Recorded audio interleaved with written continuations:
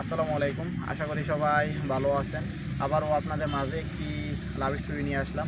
আজকে লাভ স্টোরিটা হলো বনভোজনে গিয়ে প্রেম। তো আপনারা তো বুঝতেই আছেন আজকে লাভ স্টোরিটা কী পরিমাণ সুন্দর হতে চলতেছে।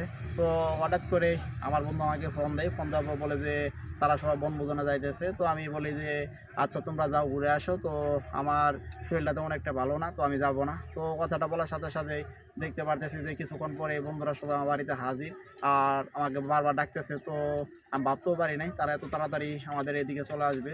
তো আসার পর আমাকে বলতেছে যে কী হয়েছে তোমার? তো আমি বলি যে এমনি কোনো এক কারণে মনটা খারাপ, তার কারণে আমি ওইদিকে যাবো না। তো তোমরা সবাই যাও, যদি কোনো কিছু লাগে তাহলে আমাকে বলো। তো তারা নাছোড়বান্দা, তারা বারবার যেহেতু বলতেছে তো তাদেরকে আর নাও করতে পারি নাই। তো আমি বলি আচ্ছা তোমরা কবে যাবা? তো সে ও একজন উত্তর দেয় যে ২ দিন পরে যাবে, সব কিছু রেডি। তো তোমার কোনো কিছু করতে হবে না, তুমি শুধু তোমার ব্যাগটা নিয়ে বের হবা।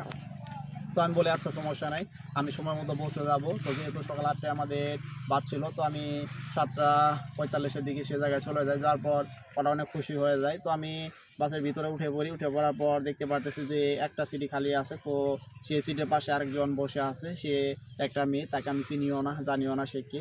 তো আমি সে জায়গায় আর বসতেছি না। তো আমি ড্রাইভারের ওইখানে চলে যাই। যাওয়ার পর ওইখানে দাঁড়াই। তো হঠাৎ করে আমার যে কাছের বন্ধু পিয়াস, তো সে ডাক দিয়ে আমাকে আর বলে যে কী ব্যাপার, তোমার জন্য তো সিট আছে, তো তুমি ওইখানে কেন?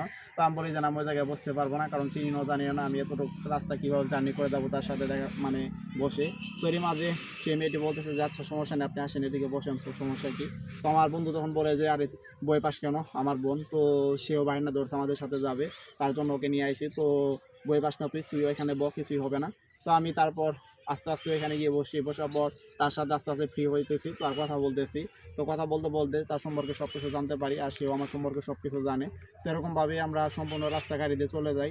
তো গাড়ি থেকে নামার পর আমরা অনেক জায়গায় ঘুরি। তারপরে কীভাবে তাকে আমি প্রপোজ করলাম আর সে রাজি হলো কিনা, এগুলো অবশ্যই আপনাদের মাঝে পরবর্তী কোনো লাভ স্টোরিতে দিয়ে দিব।